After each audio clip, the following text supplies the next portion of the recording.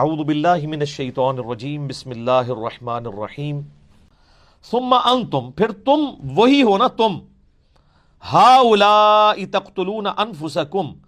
کہ تم قتل کرتے ہو اپنوں کو، یعنی اپنے دوسرے بھائیوں کو، بنی اسرائیل کے جو 12 قبائل آپس میں لڑتے تھے، وَتُخْرِجُونَ فَرِيقًا مِّنْكُمْ مِّن دِيَارِهِمْ، اور ایک فریق دوسرے کو اس کے گھر سے نکلنے پر مجبور کر دیتا ہے، تَظَاهَرُونَ عَلَيْهِمْ بِالْإِثْمِ وَالْعُدْوَانِ، اور تم مدد کرتے ہو ان کے خلاف دشمنوں کی گناہ اور ظلم کے اوپر۔ ظاہر ہے پھر جب اندر میں پھوٹ پڑے گی تو باہر سے بھی آپ کو پتہ ہے جن لوگوں کے انٹرسٹ ہوں گے تو پھر کافروں کے ساتھ مل کے اپنے مسلمان بھائیوں کے ساتھ یہ تم سلوک کرتے تھے۔ ظاہر ہے بنی اسرائیل تو اس وقت مسلمان ہی تھے نا، سابقہ امت مسلمہ ہے۔ وَإِن يَأْتُوكُمْ أُسَارَىٰ، اور جب وہ قیدی بن کر تمہارے پاس آتے ہیں، اچھا جب قیدی بن کے آتے ہیں تو پھر ان کا خون جوش مارتا ہے کہ یار یہ تو ہمارے ہی ہیں، ٹھیک ہے، تو پھر وہ کہتے ہیں وہ اللہ نے بڑی ترغیب دلائی ہے کہ قیدیوں کو آزاد کیا جائے اللہ کی راہ میں۔ پھر وہ فدیہ دے کے ان کو آزاد کرتے تھے، کہتے تھے تو ثواب کا کام ہے، حالانکہ وہ بیچارے غلام تمہاری وجہ سے بنے ہوئے تھے، ان کی غلطیوں کی وجہ سے وہ نکلے، ملک سے نکلنے پر مجبور ہوئے اور کافروں کے ہتھے چڑھے۔ تو اللہ فرماتا ہے اس کے بعد وہ جب تمہارے پاس قیدی بن کے آتے ہیں تو فادوہم وہو محرم علیکم، تم بڑے پاک باز بن کے ان کا فدیہ دے کے ان قیدیوں کو آزاد کرواتے ہو، حالانکہ ان کا نکالنا، وہو محرم علیکم اخراجہم، حالانکہ ان کا ان کے ملک سے نکالنا تمہارے لیے حرام تھا۔ اصل حرام تو تم نے کیا نا کہ ان کو اپنے ملک سے نکلنے پر مجبور کیا، اس کی وجہ سے وہ کافروں کے غلام بنے، اور جب غلام بن کے وہ بازار میں بک رہے ہوتے ہیں اور تمہارا خون جاگتا ہے کہ یہ تو ہمارے اسرائیلی بھائی ہیں، تم پیسے دے کے ان کو چھڑواتے ہو اور کہتے ہو یہ ثواب کا کام ہے، تو یہ اللہ تعالیٰ پھکی دے رہا ہے، یہ پھکی ہے، اینٹی وینم ہے کہ یہ تو بڑا ثواب کا کام کر رہے ہو، بتاؤ یہاں تک پہنچے کس کی وجہ سے ہے؟ جو میں نے مولانا طارق جمیل صاحب کو کہا تھا نا، وہ کہتے ہیں میں نے علماء کو جراثیم نہیں کہا، میں نے کہا تھا انڈیا پاکستان سے جو لوگ آتے ہیں تو وہ جراثیم لے کر یورپ میں آتے ہیں، یہاں بھی فرقہ وارانہ، تو میں نے کہا شیخ صاحب یہ جراثیم ان کو لگاتا کون ہے؟ کسی گھوڑے کو ہاتھ لگایا تھا انہوں نے، یا کسی اسکواش کے پلیئر کو ہاتھ لگ گیا تھا غلطی سے ان کا، یا کسی پولیٹیشین کو ہاتھ لگا تھا، یا مولویوں کا ہاتھ لگ گیا تھا؟ تو یہاں پہ بھی اللہ تعالیٰ فرما رہا ہے کہ جن قیدیوں کو تم آزاد کر کے بڑا ثواب کما رہے ہو نا، کہ بڑا نیکی کا کام ہے قیدی آزاد کرنا، حالانکہ اصل تمہاری خطا ہے ان کو جو تم نے نکالنے میں مدد کی کافروں کی، وہ اصل حرام کام تھا، وہ حرام تم نے کر لیا اور اب یہ ثواب کما رہے ہو۔ تمہارے حرام کام کی وجہ سے تو بیچارے قیدی ہوئے تھے، تو تم نے وہ حرام کام کیا کیوں کہ وہ بیچارے اس نہج تک پہنچتے۔ اب آ رہا ہے یونیورسل ٹروتھ، آفاقی حقیقت اس کے اوپر، افتؤمنون ببعض الکتاب وتکفرون ببعض، تم اللہ کی کتاب کے کچھ حصے پہ ایمان رکھتے ہو اور کچھ کو چھوڑ دیتے ہو۔ یعنی اس پہ تو ایمان رکھا تم نے کہ قیدیوں کو آزاد کرنا ثواب کا کام ہے، لیکن جو ان کو قتل کر کے یا ان کو مجبور کیا اپنے ملک سے نکلنے پر، وہ بھی تو اللہ نے کتاب میں ہی نازل کیا تھا، اس پہ تو تم ایمان نہیں لے کر آئے۔ آدھے دین اپنی مرضی کا لے لیا اور آدھا دین اپنی مرضی سے چھوڑ دیا،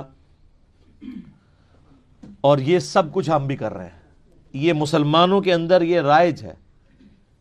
کہ وہ رمضان شریف کا خدا اور ہوتا ہے اور غیر رمضان کا اور۔ رمضان میں ماشاءاللہ یعنی ایسی نمازیں پڑھتے ہیں کہ جو پکے نمازی ہیں وہ بھی پریشان ہو جاتے ہیں کہ یار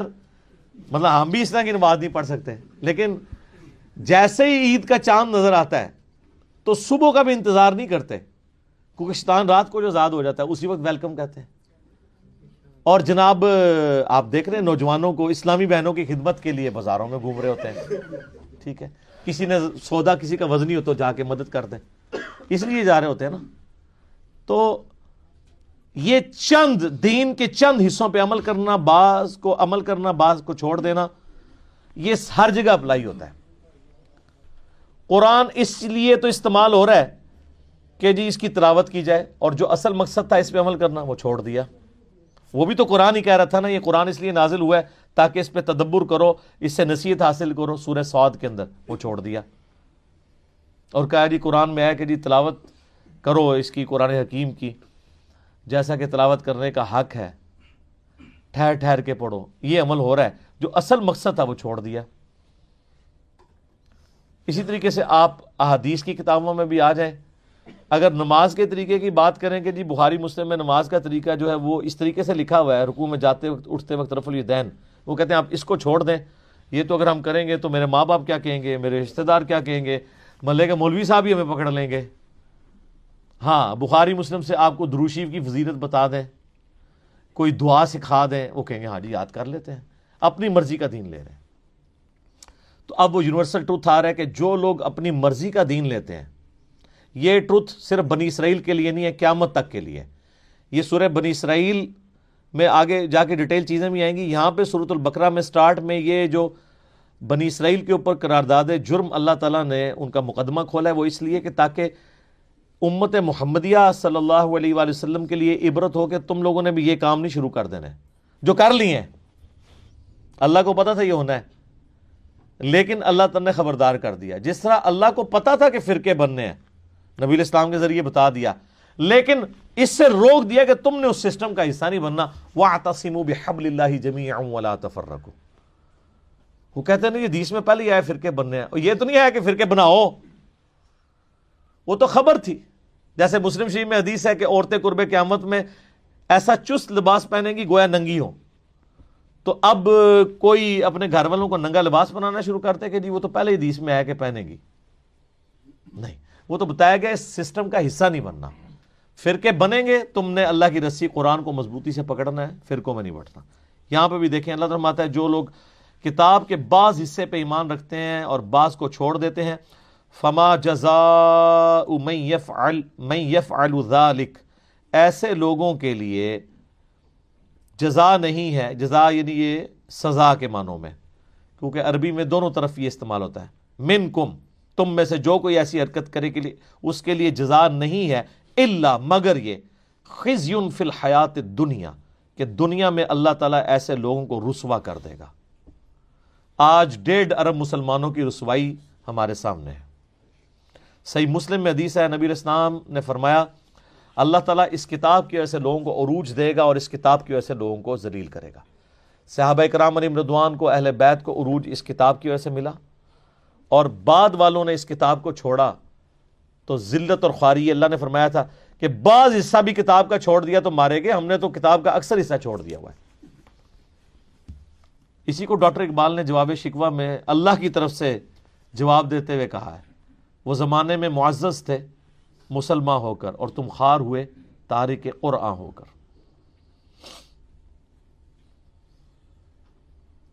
وَيَوْمَ الْقِيَامَةِ يُرَدُّونَ إِلَىٰ أَشَدِّ الْعَذَابِ، اور قیامت والے دن شدید عذاب میں جھونکا جائے گا۔ یعنی دنیا میں تو رسوائی ہونی ہے، آخرت کا بھی جو ادھار باقی ہے نا وہ تو بہت ہی شدید ہے۔ دنیا میں تو یعنی زیادہ سے زیادہ کوئی کتنا جی لے گا رسوائی کے لیے، 60 70 80 سال، لیکن آخرت کا جو عذاب ہے وہ تو بہت شدید بھی ہے، لمبا بھی ہے، وہ ابھی باقی ہے۔ وَمَا اللَّهُ بِغَافِلٍ عَمَّا تَعْمَلُونَ، اور اللہ تعالیٰ غافل نہیں ہے جو کچھ کام تم کر رہے ہو، جو کرتوت تم کر رہے ہو، اللہ کے سب نظر میں ہے۔ ایک ایک چیز اس نے نوٹ کی ہوئی ہے۔ اللہ فرشتوں کا محتاج نہیں ہے، اس کے اپنے علم میں، اور فرشتے تو ریاکار کی عبادت بھی لکھ لیتے ہیں۔ الٹیمیٹ فیصلہ تو اللہ کرتا ہے کہ یار اس نے تو دکھلاوے کے لیے کیا تھا، فرشتے نے 1 کروڑ نیکی لکھی ہے، اللہ کہتا ہے 0 سے ملٹیپلائی۔ کوئی دل کا حال تو نہیں کوئی جان سکتا، یہ تو اللہ کی خوبی ہے۔ یا اللہ کسی کو مطلع کر دے اپنے پیغمبروں میں سے، فرشتوں میں سے، جس کے لیے چاہے۔